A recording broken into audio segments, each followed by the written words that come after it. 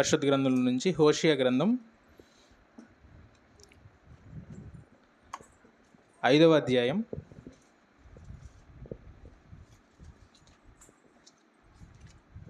15వ వచనాన్ని మనం అందరం కలిసి చదువుకుందాం. వారు మనసు త్రిప్పుకొని నన్ను వెదకు వరకు నేను తిరిగి నా స్థలమునకు పోవదును. తమకు దురవస్థ సంభవింపగా వారు నన్ను శీఘ్రముగా వెదకుదురు. హోషేయ గ్రంథాన్ని నేను ధ్యానం చేస్తున్నప్పుడు దేవుడు నాకు ఒక ప్రశ్న లాంటిది నాకు అనిపించింది. ఆ విషయాన్ని మీతో పంచుకుందాం అనుకుంటున్నాను.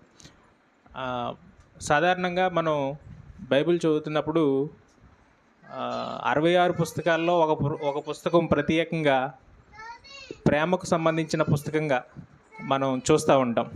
ఆ పుస్తకం పేరు చెప్పగలరు ఎవరైనా?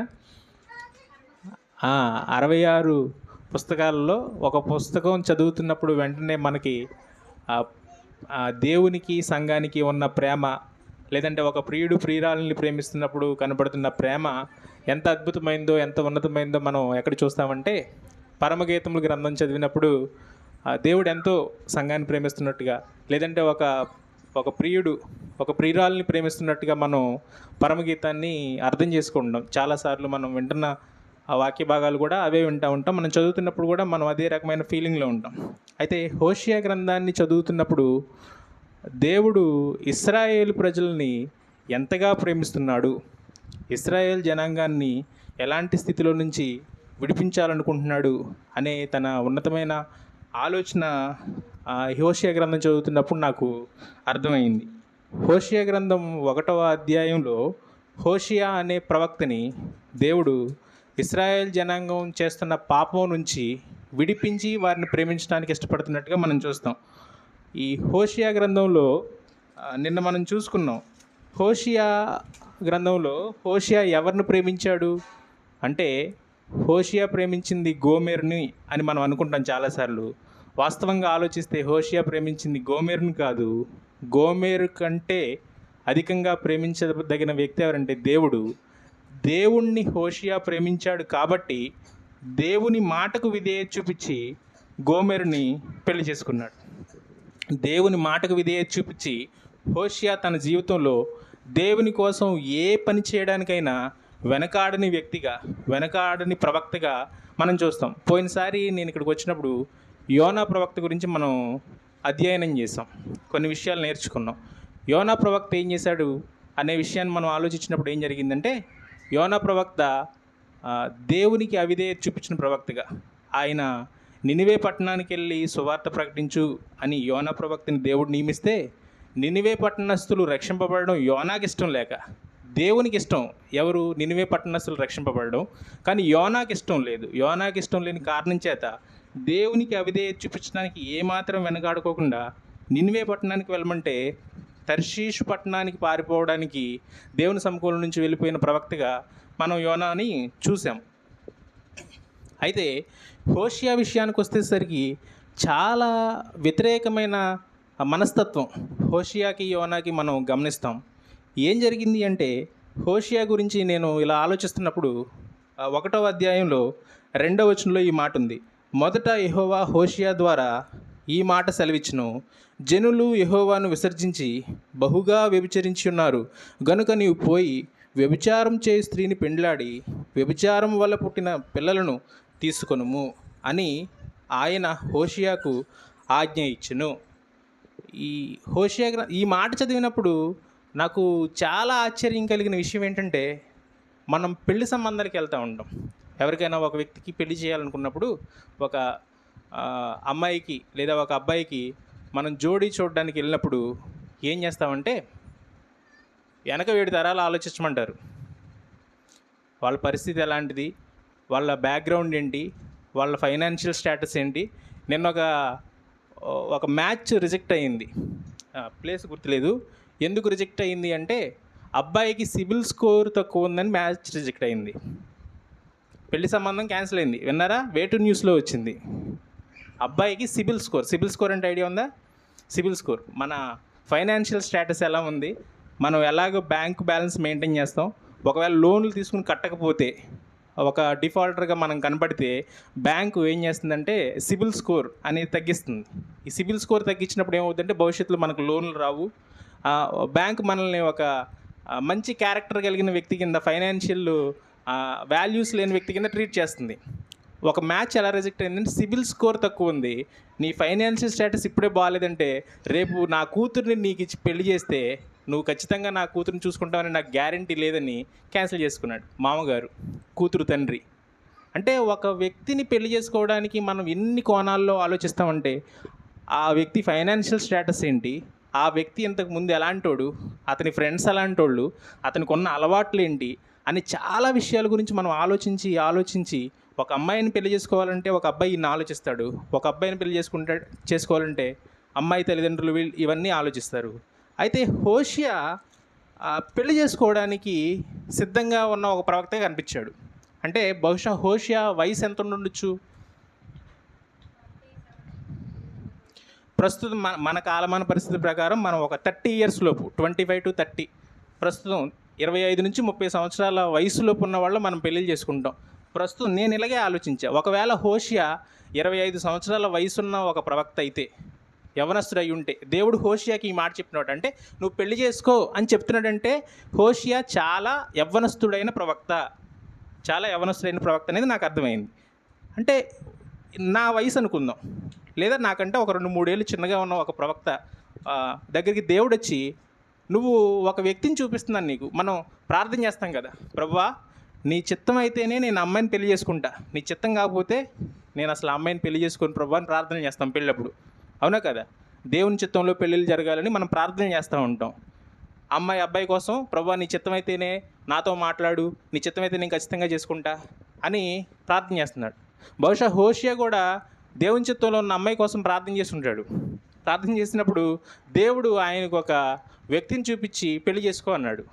ఎవరిని చూపించాడంటే దెబ్లాయిము కుమార్తె అయిన గోమెరుని పెళ్లి చేసుకో అని దేవుడు మాట్లాడాడు. సరే, ఈయన ఆలోచించి దెబ్లాయిము కుమార్తె అయిన గోమెరుని పెళ్లి చేసుకోమన్నాడు కదా, గోమెరు ఏంటి అని ఆలోచిస్తే గోమెరు గురించి రాసిన మాట ఏంటంటే వ్యభిచారి అనే మాట రాశారు. ఎవరిని పెళ్లి చేసుకోమన్నాడు దేవుడు ప్రత్యక్షమై? వ్యభిచారిని పెళ్లి చేసుకోమన్నాడు. ఒక్కసారిగా హోషియా గుండెల్లో, ప్రభువా నేను పెళ్లి చేసుకుందాం అనుకుంటున్నాను, నువ్వేంటి ప్రభువా, ఒక క్యారెక్టర్ ఉన్న పర్సన్ కదా నేను చూస్ చేసుకోవాలి, నీ ప్రవక్తగా నీ మాట వినే వ్యక్తిగా నేను ఒక మంచి వ్యక్తిని కదా పెళ్లి చేసుకోవాలి, వ్యభిచారం చేస్తున్న స్త్రీని పెళ్లి చేసుకోమని చెప్తున్నావేంటి ప్రభువా, ఇది నువ్వు నాతో మాట్లాడుతుందేనా? ఆయన బహుశా మనం చాలాసార్లు వాక్యం చదువుతున్నప్పుడు దేవుడు ఏదైనా హెచ్చరిక ఇచ్చాడు అనుకోండి, ఆ హెచ్చరిక మనకు నచ్చకపోతే మనకు నచ్చిన మాట వచ్చేంతవరకు బైబిల్ చదువుతూ ఉంటాం. మనకు అనుకూలంగా ఉన్న మాట తగిలిన తర్వాత అక్కడ అండర్లైన్ చేసుకుని ఈరోజు దేవుడు నాతో ఇది మాట్లాడాడు అని వెళ్తాం. హోషియా అలా చేయలా. దెబ్లాయిము కుమార్తె అయిన గోమెరును పెళ్లి చేసుకోమన్నప్పుడు గోమెరు వ్యభిచారి అని దేవుడే చెప్తే మారు మాట మాట్లాడుకోకుండా హోషియా గోమెరు దగ్గరికి వెళ్ళి పెళ్లి చేసుకున్నాడు. అసలు అంత విధేయత చూపించడానికి హోషియా ఎందుకు అంత విధేయత చూపించాడు అనేది నాకు అసలు అర్థం కాల. ఇప్పుడు కూడా నాకు అర్థం కాని విషయంగానే మిగిలింది. అయితే నేను నిన్న ఒక 2-3 రోజుల నుంచి ఈ విషయం గురించి ఆలోచిస్తున్నప్పుడు హోషియా ఎవరిని ప్రేమించాడు అంటే ఖచ్చితంగా ఆయన ప్రేమించింది దేవుణ్ణే. నువ్వు దేవుణ్ణి ప్రేమిస్తున్నప్పుడు దేవుడు చెప్పింది అది మంచి అయినా చెడ్డైనా, అది ఎలాంటి స్థితి అయినా, కఠిన పరిస్థితి అయినా, దానివల్ల హోషియాకి ఏమైనా మంచి పనులు జరుగుతాయా అంటే మంచి పనులు జరగవు. ప్రవక్త తను దేవుని ప్రత్యక్షం చెప్పడానికి వెళ్ళినప్పుడు, దేవునిచ్చిన మాటల్ని చెప్పడానికి వెళ్తున్నప్పుడు ఆయన ఎన్నో అవమానాలు పడినట్టు మనం చూస్తాం. హోషేయ గ్రంథం 2వ అధ్యాయంలో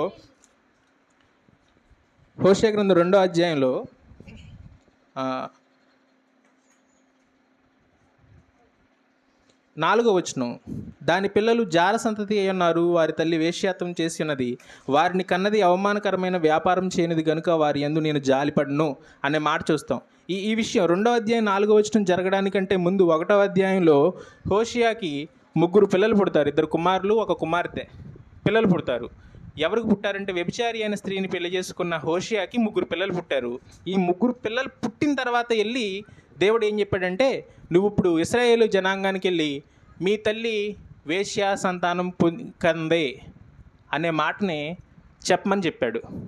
హోషియా వెళ్ళి ఇశ్రాయేల్ జనాంగానికి నిలబడి, ఓ ఇశ్రాయేలీలారా, మీరు వేశ్యా సంతానమై ఉన్నారు అని చెప్పిన వెంటనే ఇశ్రాయేల్ జనాంగానికి అప్పటికే దేవుడు అంటే భయం లేదు.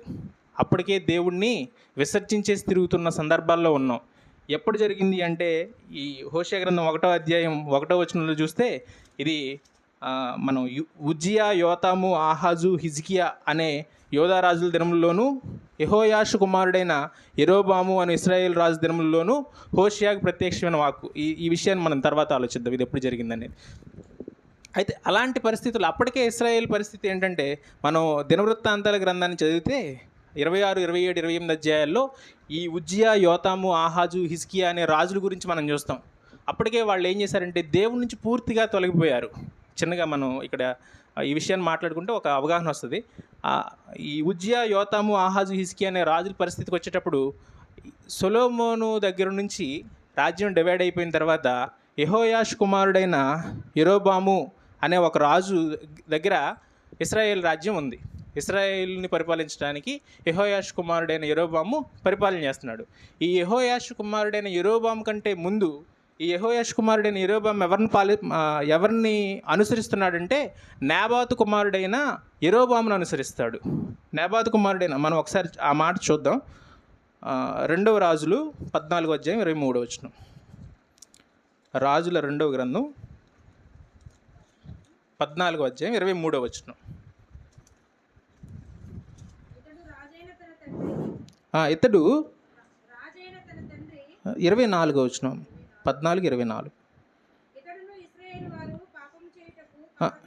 ఇతడును ఇశ్రాయేలు వారు పాపం చేయుటకు కారకుడగు నెబాతు కుమారుడైన యెరోబాము చేసిన పాపములను విడువక అనుసరించి. ఎవరి గురించి చెప్తున్నాడంటే, యెహోయాషు కుమారుడైన యెరోబాము నెబాతు కుమారుడైన యెరోబాము అనుసరించిన మార్గాలను అనుసరిస్తున్నాడు.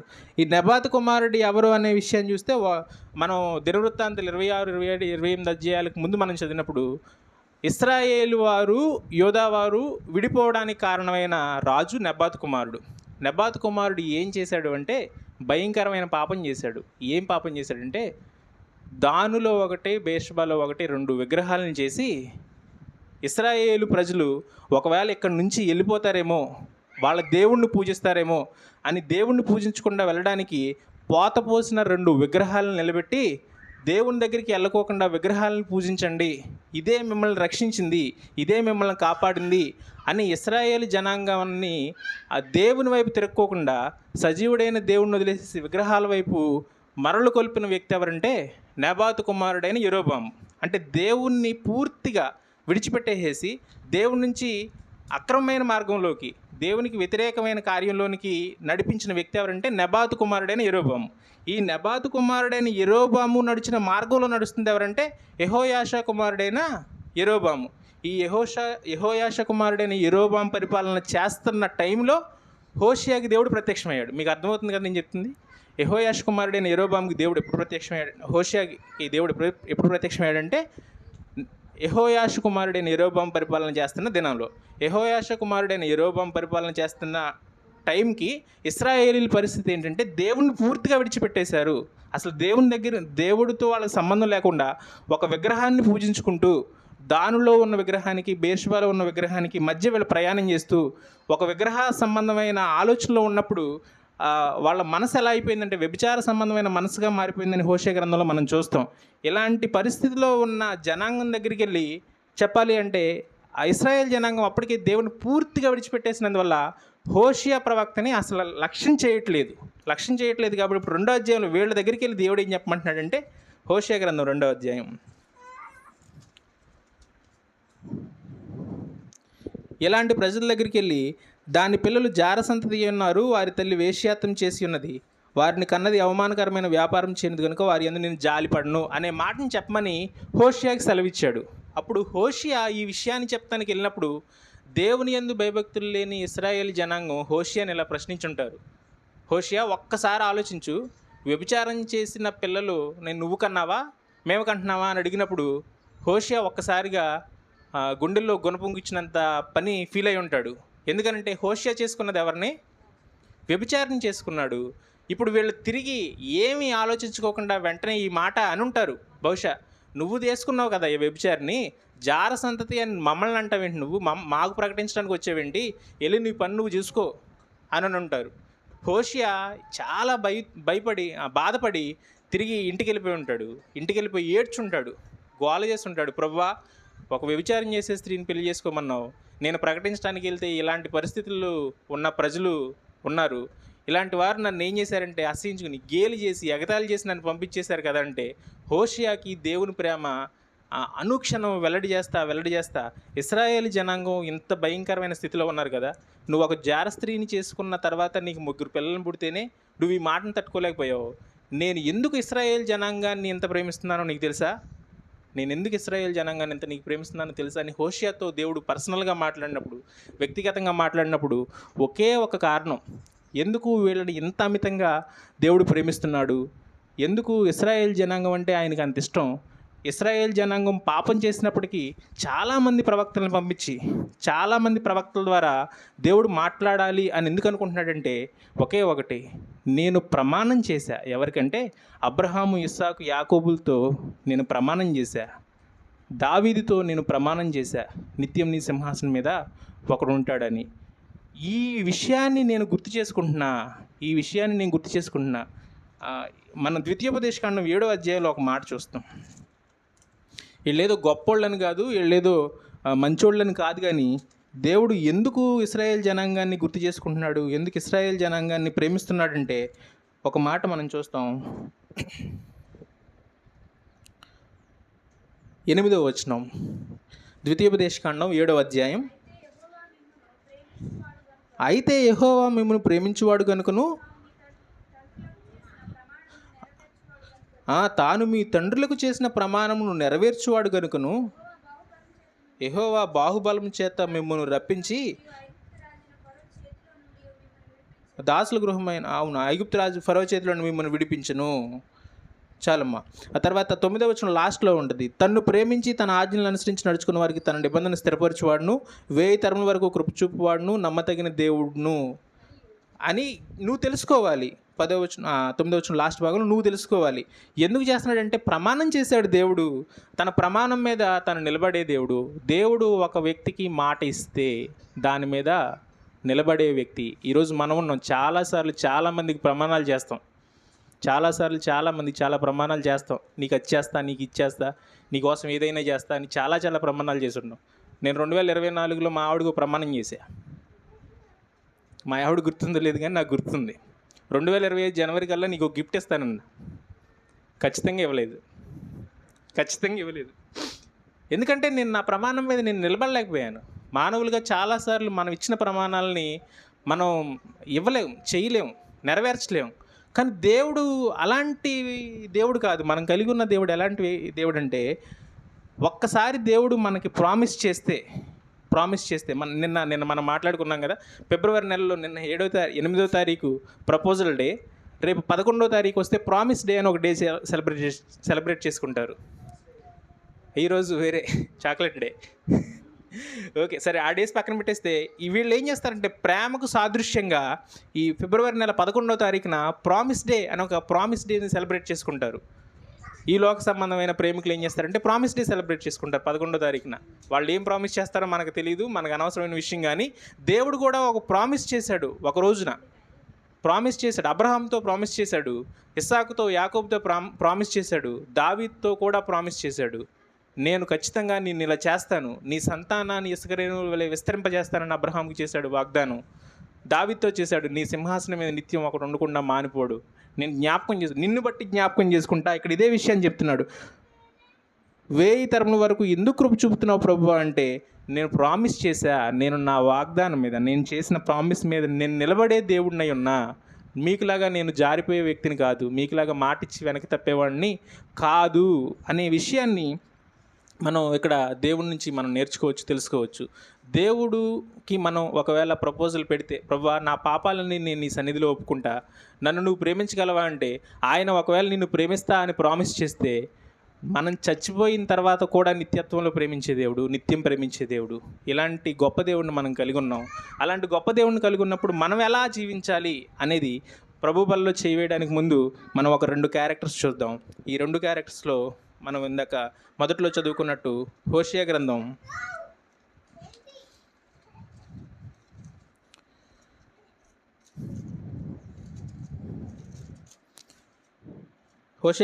5వ అధ్యాయం 15వ వచనంలో, వారు మనసు త్రిప్పుకొని నన్ను వెదకు వరకు నేను తిరిగి నా స్థలమునకు పోదును, తమకు దూరవస్థ సంభవింపగా వారు నన్ను బహుశీఘ్రంగా వెదుకురు అనే మాటను చదువుకున్నాం.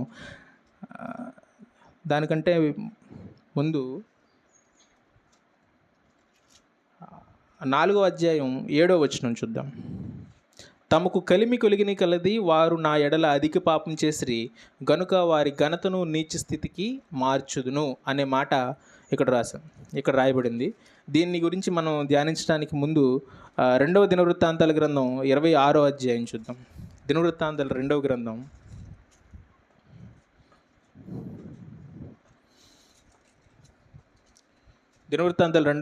26వ అధ్యాయం.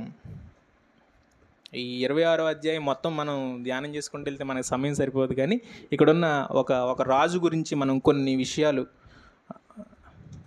విషయాలు చదువుకుంటూ వెళ్ళడానికి ప్రయత్నం చేద్దాం. 3వ వచనం, ఉజ్జియా ఏలన ఆరంభించినప్పుడు 16 ఏండ్ల వాడే యెరూషలేములో 52 సంవత్సరములు ఏలెను.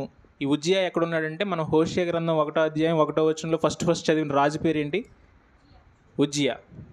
అదే ఉజ్జియా గురించి ఇక్కడ మనం చూస్తున్నాం. ఉజ్జియా రాజ్య పరిపాలన ప్రారంభించినప్పుడు అతని వయసు ఎంత అంటే 16 సంవత్సరాలు. 16 సంవత్సరాల వయసులో ఒక రాజుగా పట్టాభిషిక్తుడైన వ్యక్తి ఉజ్జియా. ఈ ఉజ్జియా ఎలా ఉన్నాడంటే యెహోవా దృష్టికి యథార్థంగా ప్రవర్తించాడు. 4వ వచనంలో తన తండ్రి అయిన అమజ్యా యెహోవా దృష్టికి యథార్థంగా ప్రవర్తించాడు. అదేవిధంగా ఈ ఉజ్జియా అనే రాజు కూడా దేవుని దృష్టికి యథార్థంగా ప్రవర్తిస్తున్న ఒక మంచి రాజు. ఈ మంచి రాజు ఏం చేస్తున్నాడంటే 4వ వచనంలో అతడు దేవుణ్ణి ఆశ్రయించును. 5వ వచనంలో అతడు దేవుని ఆశ్రయించును, అతడు యెహోవాను ఆశ్రయించినంత కాలము దేవుడు అతన్ని వర్ధిల్ల చేసెను. ఇశ్రాయేలు ప్రజల్లో పరిపాలించిన రాజులు అనేక మంది చాలా నష్టాలు చూసినప్పుడు వాళ్ళలాగా కాదు, నేను దేవుణ్ణి ఆశ్రయించకుండా పరిపాలన చేసిన రాజులు ఉన్నారు. ఇంతకు ముందు చదువుకుంటూ వెళ్తే మనం 25, 24, 23 అధ్యాయాలు చదువుకుంటూ వెళ్తే వెనక కొంతమంది రాజులు యెహోవా దృష్టికి వ్యతిరేకంగా ప్రవర్తించిన రాజులు ఉన్నారు. ఇలా ప్రవర్తిస్తే మనకు ఉపయోగం లేదు, దేవుడు ఖచ్చితంగా శిక్షిస్తాడు, కాబట్టి నేను ఇలా కాదు, యెహోవా దృష్టికి యథార్థంగా ప్రవర్తించాలి అని ఒక డెసిషన్ తీసుకుని ఆ దేవుణ్ణి ఆశ్రయించి దేవుని మీద ఆధారపడి మంచిగా పరిపాలన చేస్తున్న ఒక రాజుగా మనం అతన్ని చూస్తాం.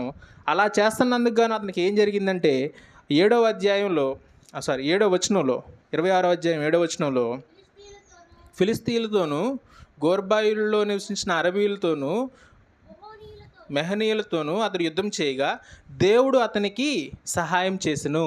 యథార్థంగా అతడు ప్రవర్తించడాన్ని బట్టి, దేవుణ్ణి ఆశ్రయించడాన్ని బట్టి దేవుడు అతనికి సహాయం చేసెను అనే మాట చూస్తాం. ఇలా ఎప్పుడైతే అమ్మోనీయులు ఉజ్జియాకు పన్నిచ్చారో, వాళ్ళ మీద యుద్ధం చేసి గెలిచాడో, అప్పుడు వెంటనే ఏం జరిగిందంటే ఉజ్జియా కీర్తి ఆ నలుమూలల వ్యాప్తి చెందింది అనే మాట మనం అక్కడ చూస్తాం. అలా చేసిన తర్వాత 13వ వచనానికి వస్తే ఇతను మంచి సైన్యాన్ని ఏర్పాటు చేసుకున్నాడు. రాజుకు సహాయం చేయటికై శత్రువులతో యుద్ధం చేయటి అని పేరు పొందిన పరాక్రమశాలులైన 3,07,500 మంది గల సైన్యాన్ని వారి చేతి కింద పెట్టుకున్నాడు.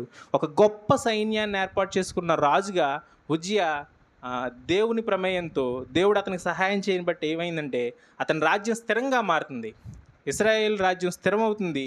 వాళ్ళందరికీ డాళ్ళు, ఈటెలు, శిరస్త్రాణాలు, కవచాలు ఇవన్నీ ఇచ్చి ఉజ్జియా ఏం చేస్తున్నాడంటే తన రాజ్యాన్ని స్థాపించుకుంటున్నాడు.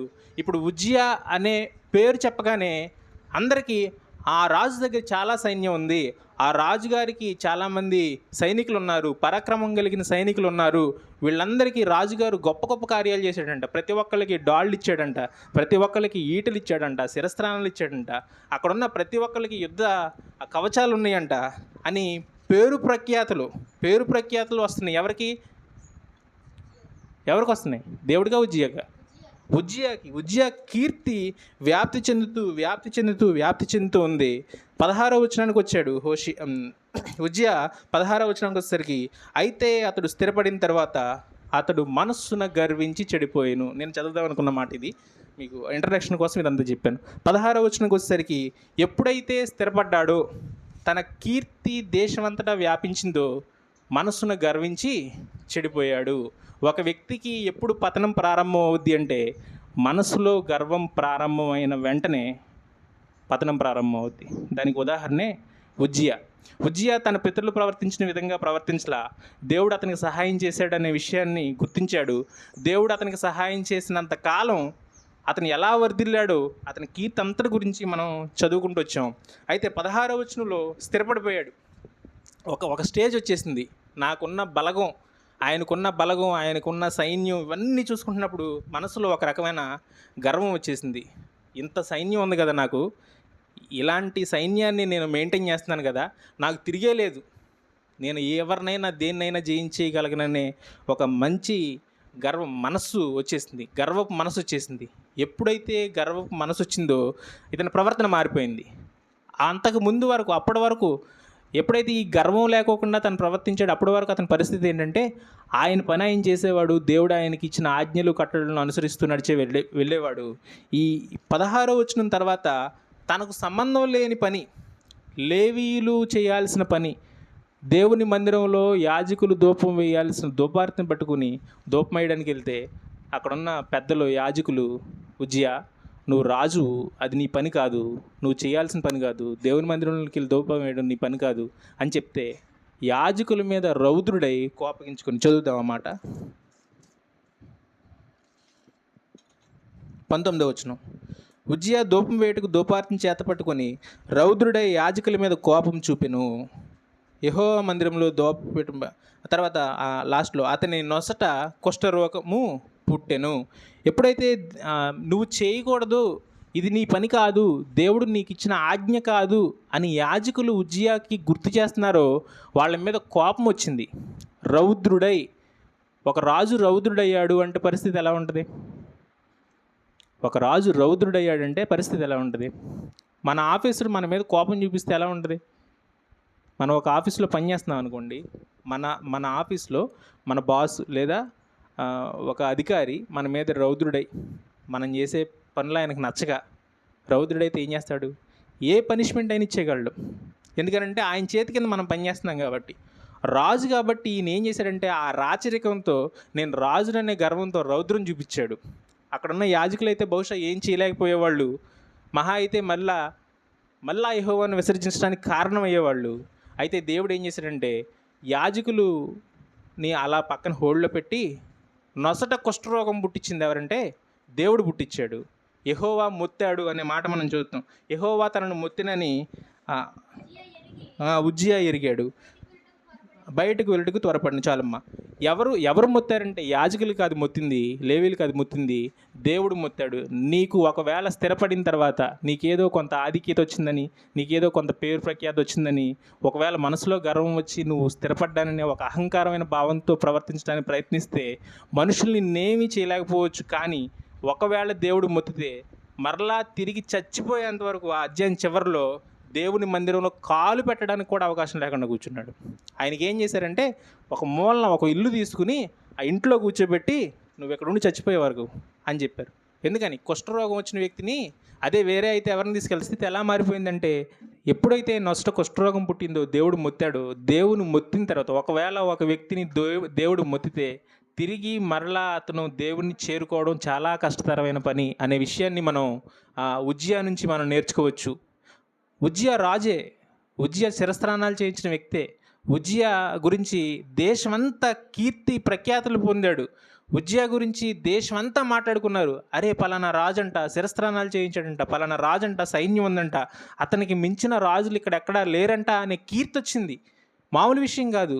నీకెంత కీర్తి ప్రఖ్యాతులు వచ్చినా గర్వించే మనస్సు నీలో ఏర్పడితే, దేవుడు మొత్తితే, నువ్వు తిరిగి దేవుని ఇంట్లో కాలు కూడా పెట్టలేవని జ్ఞాపకం చేసుకోవాలి.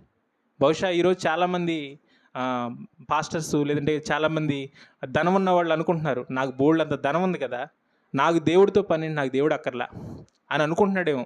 అతనికున్న ఇహలోక సంబంధమైన ధనాలు, అతనికున్న ఇహలోక సంబంధమైన కీర్తి ప్రఖ్యాతులు, అతనికున్న ఇహలోక సంబంధమైన ఏవి కూడా దేవుని దగ్గరికి చేర్చలేవు. ఉజ్జియా అలాగే అనుకున్నాడు, నాకున్న సైన్యంతో నేను ఏదైనా చేయగలను అనుకున్నాడు. కానీ దేవుడు మొత్తాడు.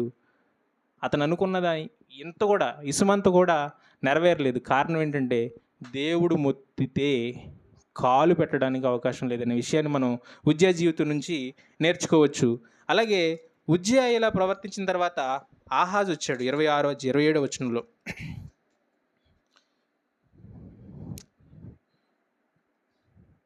28వ అధ్యాయం. ఆహాజు ఏలన ఆరంభించినప్పుడు, ఇదంతా వద్దమ్మా, మనం 28వ అధ్యాయంలో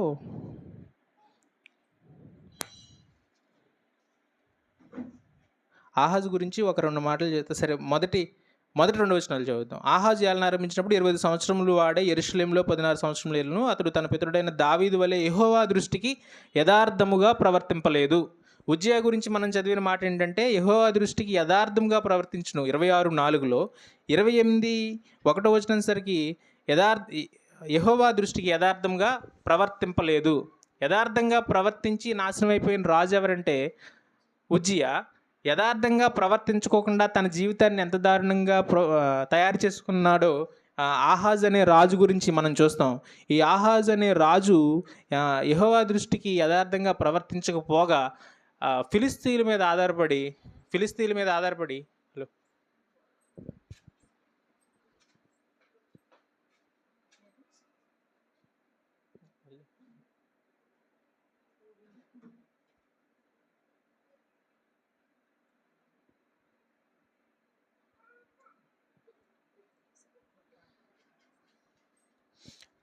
దేవుని మీద ఆధారపడడం మానేసి అన్ని జనాంగం మీద, దేవునికి వ్యతిరేకమైన ప్రజల మీద ఈయన ఆధారపడడం మొదలుపెట్టాడు.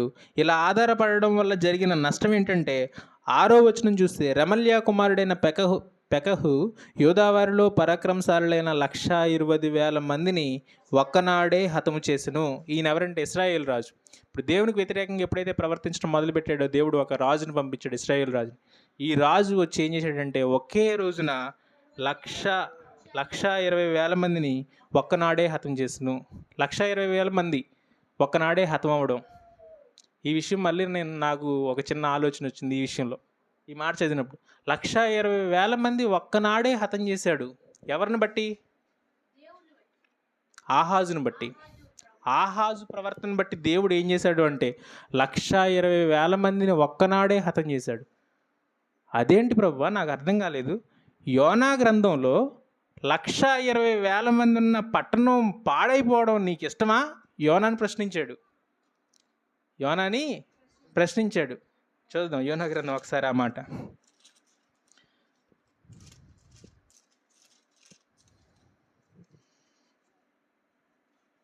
11వ వచనం, 4వ అధ్యాయం 11వ వచనం. అయితే 120,000 కంటే ఎక్కువ కుడి ఎడమలు ఎరుగని జనములు బహుపశువులు గల నినివే మహాపురం విషయంలో నేను విచారపడవద్దా అని యోనాతో అన్నెను. ఎంతమంది ఉన్నారు? 120,000 మంది. 120,000 మంది అంటే 120,000 మంది కుడి ఎడమలు ఎరగని జనాంగం విషయంలో నేను చింతపడొద్దా అని దేవుడు ఎవరితో అన్నాడంటే యోనాతో అన్నాడు. 120,000 మంది జనం నాశనం అవ్వకూడదని దేవుడు ఏం చేశాడంటే ఒక ప్రవక్తను ఏర్పాటు చేసి, యోనాను ఏర్పాటు చేసి, యోనా నువ్వు వెళ్ళి ప్రకటించమంటే ఆయన అవిధేయత చూపిస్తే, ఆ అవిధేయత చూపిన సందర్భంలో కూడా దేవుడు అతను విడిచిపెట్టుకోకుండా ఒక మత్స్యానికి ఆజ్ఞ వేసి మత్స్యం గడుపులో పడేసి తీసుకెళ్ళి నినివే మహాపట్నంలో కక్కిచ్చి 3 దినాల ప్రయాణం చేపించి రాజుతో దండోరా వేయించి ఇంత చేసి 120,000 మందిని కాపాడిన దేవుడు ఒక్క దినంలో ఏం చేశాడంట? 120,000 మంది హతం అవ్వడానికి దోహదం చేశాడంట. ఇక్కడ 120,000 మందికి, ఇక్కడ 120,000 మందికి తేడా ఏంటి? నాకు అర్థం కాలే. అయితే ఇక్కడ 120,000 మంది, యోనా గ్రంథంలో 120,000 మంది రక్షింపబడడానికి కారణం ఎవరు? పోయినసారి మనం చదివాం యోనా గ్రంథం. ఒకవేళ దేవుడు మనసు త్రిప్పుకొని పశ్చాత్తాప్తుడై చేస్తాననుకున్న కీడు చేయకుండా మానతాడేమోనని నినివే పట్టణాన్ని పాలిస్తున్న రాజు గోనెపట్టా కట్టుకుని బూడిదలో కూర్చోవడం వల్ల, ఒక్క రాజు గోనెపట్టా కట్టుకుని బూడిదలో కూర్చోవడం వల్ల 1,20,000 మంది రక్షింపబడ్డారు. ఆహాజు చేసిన పాపం వల్ల, వాళ్ళని పరిపాలిస్తున్న రాజు యెహోవాకు వ్యతిరేకంగా తిరగడం వల్ల ఒక్క దినంలో చనిపోయిన 1,20,000 మంది ఎవరంటే పరాక్రమశాలులు. పరాక్రమశాలు అంటే యుద్ధ నైపుణ్యులు. వాళ్ళు చేసినట్టు యుద్ధం చేయలేదు. సైనికుల్లో పరాక్రమం కలిగిన వాళ్ళు, సైన్యం చాలా ఉంది.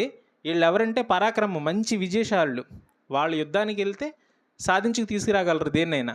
అలాంటి 1,20,000 మంది ఒక్కనాడే హతమైపోవడానికి దేవుడు వారిని బలి చేశాడు.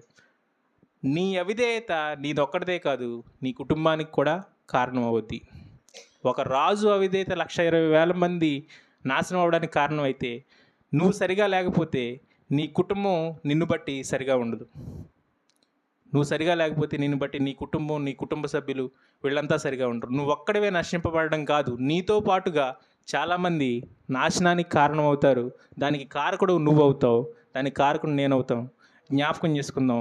ఉజ్జియా ఉన్నాడు, యథార్థంగా ప్రవర్తించాడు, గర్వపు మనసు వచ్చింది, దేవుని మందిరానికి కూడా వెళ్ళడానికి అవకాశం లేకుండా మొత్తపడ్డాడు. ఆహాజు ఉన్నాడు, ఒక్కని అవిధేయత వల్ల 1,20,000 మంది హతం అవడానికి కారణమయ్యాడు. ఈ రెండు రాజులు ఎలాంటి పరిస్థితుల్లో ఉన్నారంటే, యెహోవా వైపు తిరిగే స్వభావం లేని రాజులు.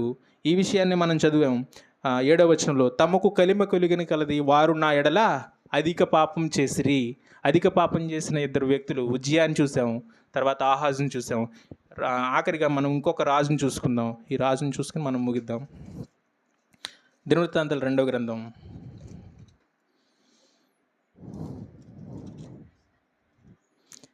29వ అధ్యాయం.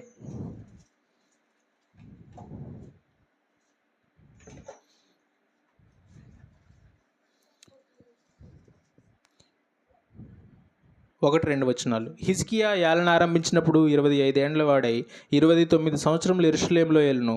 అతని తల్లి జకర్యా కుమార్తె, ఆమె పేరు అబియా. అతడు తన పితరుడగు దావీదు చర్య అంతటి ప్రకారము యెహోవా దృష్టికి యథార్థముగా ప్రవర్తించెను. ఇక్కడ మరలా ఆహాజు తర్వాత రాజు అయిన వ్యక్తి ఎవరంటే హిజ్కియా. హిజ్కియా ఏం చేశాడంటే, తన పితరులు చేసిన పాపాన్ని చేయకోకుండా, హిజ్కియా తండ్రి ఎవరు అంటే ఆహాజు. ఆహాజు కుమారుడు హిజ్కియా.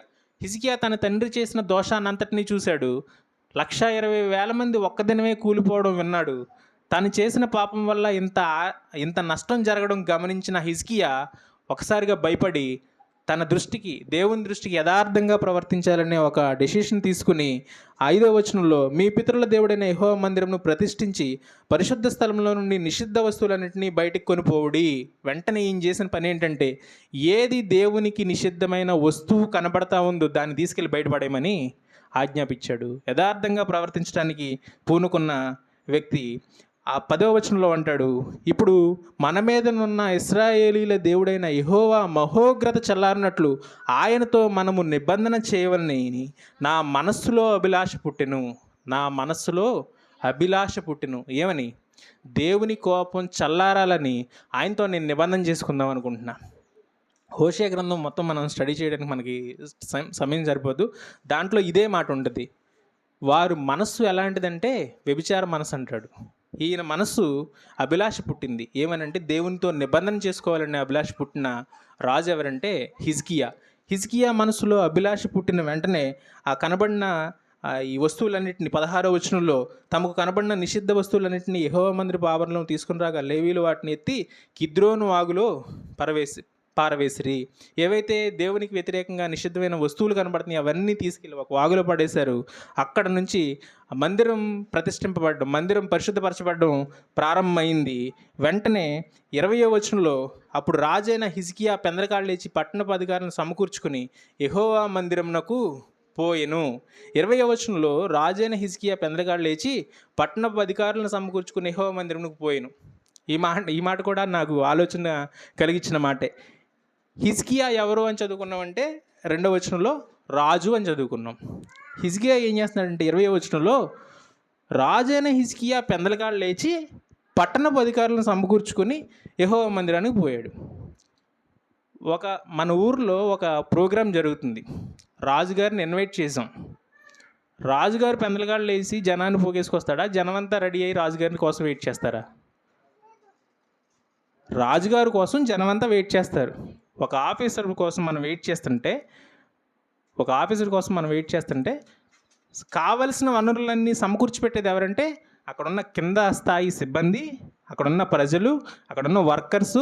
ఏమేం కావాలో అవన్నీ ఏర్పాటు చేసి రెడీగా పెడితే మనం ఎవరి కోసం వెయిట్ చేస్తూ ఉంటామంటే ఆ అధికారి కోసం లేదా ఆ రాజు కోసం, రాబోయే రాజు కోసం మనం వెయిట్ చేస్తూ ఉంటాం.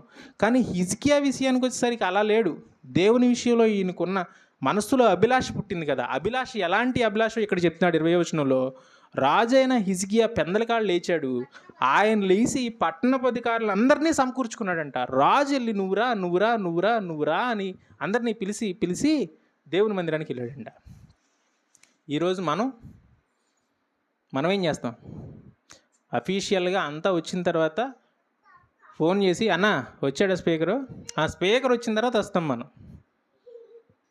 అవునా కదా? మన పరిస్థితి అది. రాజైన హిజ్కియా మనసులో ఉన్న అభిలాష దేవుని మందిరానికి వెళ్ళడానికి పెందలగాళ్ళు లేచాడు. ఆయన మనసులో ఉన్న అభిలాష సమకూర్చుకొచ్చాడు. ఆయన రాజు అనే విషయాన్ని మర్చిపోయాడు. ఎందుకంటే ఆయన వెళుతున్నది దేవుని మందిరానికి. దేవుని మందిరం అప్పటికే పాడైపోయింది. చాలా నిషిద్ధ వస్తువులతో దేవుడు మహోగ్రత ఆయన ఇశ్రాయేల్ ప్రజల మీద ఉందన్న విషయాన్ని గమనించిన రాజు దేవుని మహోగ్రత చలార్చడం కోసం తను తాను ప్రత్యేకించుకుని వెంటనే సమకూరుస్తున్నాడు జనాన్ని. ఒక రాజుకు ఉండాల్సిన ఒక గొప్ప లక్షణం ఏంటంటే ఏదైతే పాడైపోయిందో దాన్ని తిరిగి కట్టగలగాలి. దాన్ని కట్టగలిగిన వ్యక్తి ఎవరంటే హిజ్కియా. అందువల్ల హిజ్కియాని దేవుడు ఎంతో ప్రేమించాడు. దాని తర్వాత చాలా విషయాలు, ఆ మందిరంలో కొంతకాలం అసలు వాయిద్యాలు లేదు, ఆరాధన లేదు. అలాంటి వాయిద్యాలు వాయించబడడానికి, ఆరాధన జరగడానికి కూడా కారణం అవుతాడు. 27-28 వచనాల్లో చదువుతాం మనం అది. బలిపీఠం మీద దహన బలులను అర్పించడానికి హిజ్కియా ఆజ్ఞాపించును. దహన బలి అర్పణ ఆరంభమగుడుతోనే బోర్ల ఊదురుతో ఇశ్రాయేలు రాజైన దావీదు చేయించిన వాద్యములను వాయించడంతో యెహోవాకు స్తుతిగానము ఆరంభమాయెను. 29 వచనం లాస్ట్ భాగంలో తమ తలలు వంచి ఆరాధించిరి. తర్వాత 30వ వచనం లాస్ట్ భాగంలో వారు సంతోషంతో స్తోత్రములు పాడి తల వంచి ఆరాధించిరి. చాలా కాలం ఇశ్రాయేల్ జనాంగానికి అవకాశం లేదు, మందిరంలో ఆరాధించే అవకాశం కోల్పోయారు. సంతోషంతో పాడారంట, సంతోషంతో ఆరాధించారంట. ఎవరిని బట్టి అంటే హిజ్కియా తన మనసులో పుట్టిన అభిలాషను దేవుని పైన వ్యక్తపరచడాన్ని బట్టి, దేవునికి తన విధేయత చూపించడాన్ని బట్టి 35వ వచనంలో యెహోవా మందిర సేవ క్రమంగా జరిగెను, హిజ్కియాను జనులందరూ సంతోషించిరి. ఒక రాజు వల్ల పాడైపోయిన ఒక క్రమంగా జరిగింది. ఏదైతే ఒక క్రమం ఉందో అది క్రమం పాడైపోయింది. హిజ్కియా ద్వారా అది ఏం చేయబడిందంటే యెహోవా మందిర సేవ క్రమంగా జరిగింది. 35వ వచనం ఆఖరి భాగంలో. ఇలాంటి రాజు 30వ అధ్యాయం 5వ వచనంలో బెయేర్షెబా మొదలుకొని దాను వరకు ఇశ్రాయేలీయులు దేశమంతటా చాటింపవలనని వారు నిర్ణయం చేసిరి. ఇక్కడ దాను అనే విషయాన్ని నేను ప్రస్తావించాలనుకున్నాను. మొదట్లో మనం చెప్పుకున్నాం, డిస్కస్ చేసాం. ఏంటంటే నెబాతు కుమారుడైన యెరోబాము ఏం చేశాడంటే బెయేర్షెబాలో ఒకటి, దానిలో ఒకటి పోతపోసిన విగ్రహాలని చేయించి దేవుణ్ణి ఆరాధించడానికి అవకాశం లేకుండా చేశాడు. అయితే ఈ హిజ్కియా రాజు వచ్చిన తర్వాత ఏం చేశాడంటే బెయేర్షెబా మొదలుకొని దాను వరకు ఇశ్రాయేలీయులు దేశమంతటా చాటింపవలనని నిర్ణయం చేశాడు. ఎవరైతే దేవుణ్ణి మర్చిపోయి విగ్రహం వైపు ఆరాధన చేస్తూ ఉన్నారో, విగ్రహాలను పూజిస్తూ ఉన్నారో ఆ ప్రదేశాన్ని జ్ఞాపకం చేసుకున్నాడు. ఆయన ఉంటున్న ప్రదేశం నుంచి దాని వరకు ఆయన ప్రకటన చేశాడు, దేవుని మందిర సేవ క్రమంగా జరుగుతుంది, దేవుణ్ణి ఆరాధిస్తున్నాం, మీరు కూడా మాతో పుట్టొచ్చి ఆరాధించండి ఒక వర్తమానాన్ని పంపించడానికి హిజ్కియా పూనుకున్నాడు. ఆ హిజ్కియా పూనుకోవడం ద్వారా ఏం జరిగిందంటే దాని వరకు మరలా సువార్త ప్రకటింపబడింది. దాని వరకు మరలా దేవుణ్ణి ఆరాధించడానికి జనాన్ని పోగేసే ఒక రాజుగా హిజ్కియా సంసిద్ధుడయ్యి ఒక కార్యం చేయడానికి ఇష్టపడ్డాడు. కాబట్టి హిజ్కియా ద్వారా ఏం చేయబడుతుందంటే మరలా తిరిగి ఏదైతే ఇశ్రాయేల్ జనాంగం పాడైపోతుందో ఆ ఇశ్రాయేల్ జనాంగం సమకూర్చబడుతుంది, దేవుని దగ్గర రాబడుతుంది. ఇలాంటి సమయంలో కూడా మనం 30వ అధ్యాయం 10వ వచనం నుంచి చూస్తే అంచెవాండ్రు జబూలూన్ దేశం వరకు ఎఫ్రాయిం మనష్షే దేశంలో నుంచి ప్రతి పట్టణంకు పోయిరు, కానీ అచ్చటి వారు ఎగతాళి చేసి వారిని అపహసించిరి. హిజ్కియా రాజు కొంతమందిని పంపించి సువార్త ప్రకటిస్తూ ఉంటే అక్కడ కొంతమంది ఎదురయ్యారు. వాళ్ళు ఏం చేస్తున్నారంటే అచ్చటి వారు ఎగతాళి చేసి వారిని అపహసించిరి. ఎగతాళి చేసే జనాంగం ఈరోజు కాదు. మనం సువార్త ప్రకటించడానికి వస్తే మనల్ని ఈరోజు చాలామంది మనల్ని అంటున్న మాటలు ఉన్నాయి, చాలా భయంకరమైన మాటలు. చాలా భయంకరమైన మాటలు మనం వింటున్నాం. ఎగతాళి చేయడం ఈరోజు ప్రారంభమైంది కాదు, ఎప్పటి నుంచో ఎగతాళి చేయబడతా ఉన్నప్పటికీ దాంట్లో కొంతమంది ఉన్నారు. అయితే మనం ఇక్కడ గుర్తుపెట్టుకోవాల్సిన విషయం 11వ వచనంలో, కొందరు కృంగిన మనసుతో యెరూషలేమునకు వచ్చిరి. సువార్త ప్రకటన జరిగిన తర్వాత దాని వరకు వెళ్ళి ప్రకటించిన తర్వాత వాళ్ళలో కొంతమంది మనసు కృంగిందంట. నిజమే కదా, నిజమైన దేవుణ్ణి విడిచిపెట్టి మేము ఎంతకాలం విగ్రహాన్ని పూజించాం కదా, నిజమైన దేవుణ్ణి విడిచిపెట్టి హేయమైనవి చేశాం కదా, మా మనసు స్థిరంగా లేకుండా పోయింది కదా, ఈరోజు మా మనసు కృంగింది, దేవుని గురించిన భారం వాళ్ళలో పెరిగింది. ఈరోజు మనం సువార్త ప్రకటించడానికి వెళ్తున్నప్పుడు బహుశా మనకి ఎగతాళి ఎదురవుతూ ఉండొచ్చు, కానీ నిజమైన వాక్యం వెత్తబడిన తర్వాత, సువార్త ప్రకటించబడిన తర్వాత 100 మందిలో ఒక్కడి హృదయమైనా కృంగబడితే వాడు తిరిగి దేవుని మందిరానికి సమకూర్చబడతాడు. నీకు వచ్చే ఎగతాళి చూసి మనం సువార్త ప్రకటించడం ఆగిపోకూడదు. మనకు వస్తున్న అవమానాలను చూసి మనం సువార్త ప్రకటించడానికి ఆగిపోకూడదు. కానీ కృంగిన వారు కొందరైనా ఉంటారు. కొందరు కృంగిన మనసుతో యెరూషలేమునకు వచ్చిరి, కొందరు భారంతో, దేవుని తెలుసుకోవాలనే తృష్ణతో దేవుని మందిరానికి వచ్చే అవకాశం ఉంది. మనకు అవమానాలు ఎదురైనా ఊరికనేం కాదు, యేసుప్రభు వారు తన బోధలోనే మీరు నా నామం నిమిత్తం హింసింపబడతారని ఈరోజు కాదు, 2025 సంవత్సరాల పూర్వం బోధించాడు ఆయన. 2000 సంవత్సరాల పూర్వం ఆయన ఏం బోధించాడంటే, నా నామం నిమిత్తం మీరు వెళ్తే హింసింపబడతారు, కొట్టబడతారు అన్నాడు. ఈరోజు మనం చూసి అమ్మో భారతదేశం ఇది అయిపోతుంది, ఖచ్చితంగా అవుతుంది. ఎందుకు వాళ్ళకి అర్థం కావట్లేదంటే దేవుని గురించిన భయం లేదు. వాళ్ళ ఆచారాలు సాంప్రదాయాలని కాపాడుకుంటూ మేమేదో సేవ చేస్తున్నాం అనుకుంటున్నారు తప్ప మనిషిని మనిషిగా గౌరవించట్లేదు. మతోన్మాదాన్ని పోషిస్తున్న మతోన్మాదులు పెట్టరేగిపోతున్న రోజుల్లో మనం ఉన్నాం. వాళ్ళు ఎందుకు చేస్తున్నారో వాళ్ళకి తెలుసు. కానీ ఎందుకు చేస్తున్నారో తెలియకోకుండా ఈరోజు మన వీధుల్లో, మన పల్లెల్లో కూడా అసలు వాడు ఎందుకు, నేను ఒక వీడియో చూస్తే ఒక సువార్థికుడు సువార్త ప్రకటించడానికి వెళ్తే ఆ సువార్త ప్రకటిస్తున్న వ్యక్తి మెడపట్టుకుని తోసేశాడు. తోసేస్తే నాకు ఒక్కసారిగా కళ్ళలో నీళ్ళు వచ్చినాయి. ఆయన ఏం చెప్తున్నాడు? ఒక క్రైస్తవుడు సువార్త ప్రకటించడానికి వెళ్ళి ఏం చెప్తాడంటే, అయ్యా నన్ను సువార్త చెప్పమంటే నేనేం చెప్తానంటే, ఒకప్పుడు నా జీవితం నాశనమైన స్థితి, నా జీవితం మంచిది కాదు, నా చూపు మంచిది కాదు, నా ఆలోచన మంచిది కాదు, నా నడవడిక మంచిది కాదు, నేను యేసుప్రభువుని నమ్ముకోవడం వల్ల, బైబిల్ తెలుసుకోవడం వల్ల, నేను ప్రతిరోజు బైబిల్ చదవడం వల్ల ఏం మారిందంటే నా మనసు మారిందయ్యా. నా మనసులో వచ్చే ఆలోచనలు చెడుగా ఉండే ఇది వరకు, ఇవి మారినాయి, నా బ్రతుకు మారింది.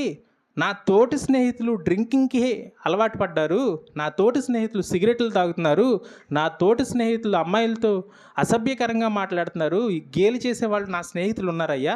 నేను యేసుప్రభువుని నమ్ముకోవడం వల్ల ఇవేవి నా జీవితంలో జరగట్లేదు. నేను యేసుప్రభువుని నమ్ముకోవడం వల్ల ఏం జరిగిందంటే నేను పవిత్రంగా జీవిస్తున్నా, నేను దేవునికి భయపడుతున్నా అనే విషయాన్ని ప్రకటించడానికి వెళ్తే ఆడు మతాన్ని, ఆ దేశాన్ని పాడు చేస్తానికి వచ్చాడని మతోన్మాదులు పెట్టారు. ఎందుకు కొడుతున్నాడో వాడికే తెలియదు, ఎందుకు ఉమ్మొస్తారో తెలియదు, ఎందుకు పేడ నీళ్ళు చల్లుతారో తెలియదు, అసలు వాళ్ళు ఏం చేస్తున్నారో వాళ్ళకి తెలియదు. ఇది చేయడం తప్ప నా మనసు మారింది, మీరు యేసుప్రభువుని నమ్ముకుంటే నీ మనసు మారద్ది, నీ ఆలోచన మారద్ది, నీ చూసే విధానం మారద్దయ్యా అని చెప్పడం దేశానికి ద్రోహం చేసినట్ట. ఇది దేశద్రోహమా? మనకి ఈ మధ్యకాలంలో ఒక చిన్న సంఘటన జరిగింది. గురుమూర్తి వెంకటమాధవి గుర్తుందా పేరు? గురుమూర్తి వెంకటమాధవి పేరు గుర్తుందా? గుర్తులేదా? ముక్కలుగా భార్యని నరికాడు మీరుపేటలో. ఇప్పుడు గుర్తొచ్చిందా? చూసావు, గురుమూర్తి వెంకటమాధవి అంటే ఎవరు గుర్తులేదు, పేరు గుర్తులేదు, సంఘటన గుర్తుంది. ఏంటి? భార్యను ముక్కలుగా కైమా కొట్టినట్టు కొట్టి కుక్కర్లో ఉడకబెట్టి పొడి చేశానని చెప్పాడు. ఎవరికి? పోలీసులకి. ఎవరు చెప్పిన మాట? భర్త చెప్పిన మాట. ఈ దేశద్రోహులు అని చెప్తున్న వాళ్ళు ఉన్నారు కదా, మతోన్మాదులు ఉన్నారు కదా, గురుమూర్తి దగ్గరికి వెళ్ళి నువ్వు ఇలా ఎందుకు చేశాడని కాలర్ పట్టుకున్నారా? అరే ఒక మనిషిని చంపేశాడు, నరహత్య చేశాడు, పబ్లిక్గా ఒప్పుకున్నాడు. ఆ వ్యక్తిని ప్రశ్నించడానికి నీకు ధైర్యం లేదు. అరే నీ మనసు ఎలా ఉందేంట్రా, ఇంత కిరాతకంగా ఉన్నావేంట్రా, నీ వల్ల ఒక ఫ్యామిలీ డిస్టర్బ్ అయ్యింది. సంఘటన ఏదో తర్వాత విషయం, వాళ్ళ ఫ్యామిలీ కలహాల గురించి తర్వాత విషయం. అసలు అలాంటి స్థితి, మీలో కోడిని కోసేవాళ్ళు ఎంతమంది ఉన్నారు? మీకు కోడిని కోయడానికి కత్తిస్తే కోయగలరా? ఎందుకని? మన మనసు అది కాదు, మన పని అది కాదు. కానీ చికెన్ షాప్ దగ్గరికి వెళ్తే మీకు రోజుకు 100 కోళ్ళు కోస్తాడు. ఎందుకని? ఆయన పని అది. ఒక మనిషిని మనం చంపగలమా? మన పని కాదది. గురుమూర్తి ఒక మనిషిని చంపే ఉద్యోగం చేయలా. ఆయన ఆర్మీ జవాన్గా ఉండి దేశాన్ని రక్షించడం కోసం తన ప్రాణాన్ని పక్కన పెట్టడానికి ఇష్టపడ్డాడు. ఆయన ఉద్యోగంలో జాయిన్ అయినప్పుడు ఆర్మీ జవాన్గా చేసేవాడంట. ఆయన చేసినప్పుడు భారతదేశం కోసం నా దేశానికి యుద్ధం వస్తే నా శరీరాన్ని ముక్కలు ముక్కలు అయిపోయినా. నిన్న ఒక న్యూస్ చూసా. పూర్వకాలంలో బ్రిటిష్ వాళ్ళు భారతీయుల్ని ఎలా చంపేవాళ్ళు అనేదానికి వెనక్కి చేతులు కట్టేసేసి ఫిరంగి పెట్టి కాలిస్తే నుజ్జు నుజ్జు అయిపోయాడు మనిషి. అంటే పూర్వకాలంలో వాళ్ళు అలాంటి క్రుయాలిటీ మన మీద చూపించారు. ఒకవేళ రేపు యుద్ధం జరిగితే గురుమూర్తి ఒకవేళ అలాంటి మరణాన్ని ఎదుర్కోవాల్సి వస్తే నేను రెడీ, అలా చనిపోవడానికి నేను రెడీ అని డిసైడ్ అయ్యి ఆయన ఉద్యోగం చేసి వచ్చాడు. అంటే దేశం మీద ఎంత ప్రేమ ఉన్న వ్యక్తి, తన ప్రాణాన్నే లెక్క చేయని వ్యక్తి. ఈ దేశంలో ఉన్న జనం ఎంతమంది గురుమూర్తికి తెలుసు? గురుమూర్తికి ఎంతమంది తెలుసు? ఎంతమంది పేర్లు చెప్పగలడు? చెప్పలేడు. ఆయన చెప్పగలిగిన మొట్టమొదటి పేరేంటి? వాళ్ళ అమ్మ నాన్నది, భార్యది.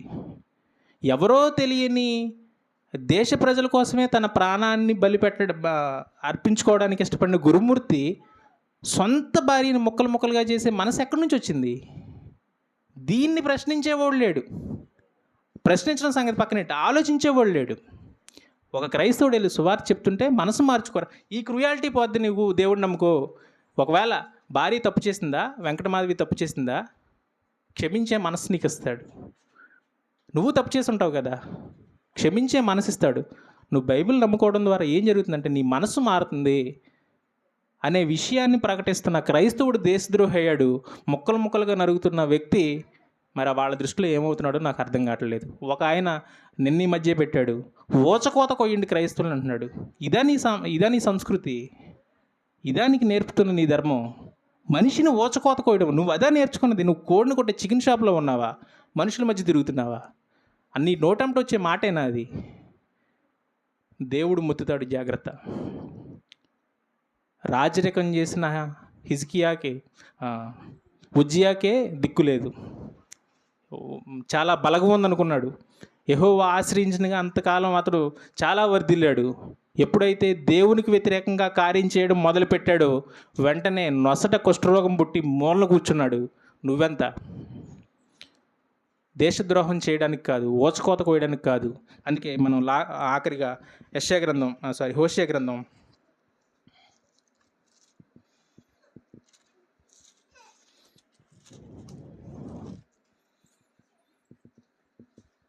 6వ అధ్యాయం 6వ వచనం చూసుకుని మనం ముగించుకుందాం. హోషేయ గ్రంథం 6వ అధ్యాయం 6వ వచనం. నేను బలిని కోరను గాని కనికరమునే కోరుచున్నాను, దహన బలుల కంటే దేవుని గూర్చిన జ్ఞానం నాకు ఇష్టమైంది. ఈరోజు దేవుడు బలి కోరుకునేవాడైతే ఒక్కడు నిలబడ్డు ఇక్కడ. ఒకవేళ దేవుడు బలినే కోరుకుంటే నువ్వు నేను కూడా ఉన్నాం ఇక్కడ. ఈరోజు ఏదో దేవుడు కనికరం చూపించబట్టి మన పాపాలకి శిక్ష వేయకోకుండా క్షమించబట్టి మనం ఈరోజు ఇక్కడ కూర్చున్నాం. కానీ ఒకవేళ దేవుడు మనం చేసిన పాపానికి ప్రతిఫలం ఇవ్వాల్సి వస్తే మనం కూడా ఇక్కడ నిలబడేవాళ్ళం కానే కాదు.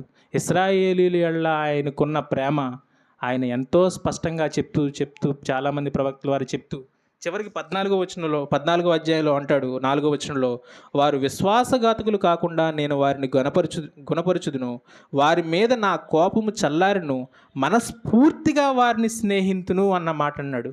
ఎంత గొప్ప దేవుడు అండి!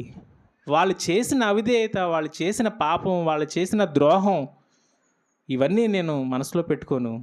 నేను వారిని గుణపరుస్తాను, నేను వారితో స్నేహిస్తాను. ఎవరితో స్నేహిస్తాడు?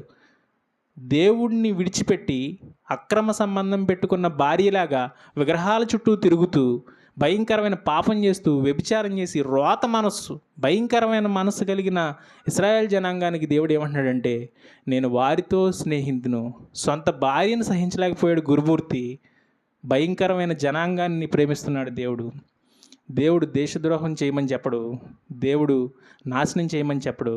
నువ్వు తిరిగి నా దగ్గరికి రా, నేను నిన్ను ప్రేమిస్తా. హోషేయ గ్రంథం మొత్తం ఐ లవ్ యూ అనే వర్డ్కి పర్ఫెక్ట్ డెఫినేషన్ ఏంటంటే హోషేయ గ్రంథం అని నాకు అర్థమైంది. పరమగీతం కంటే కూడా హోషేయ గ్రంథంలోనే దేవుడు ఐ లవ్ యూ అనే వర్డ్ ఇశ్రాయేల్ జనాంగానికి చెప్పినట్టు నాకు అర్థమైంది.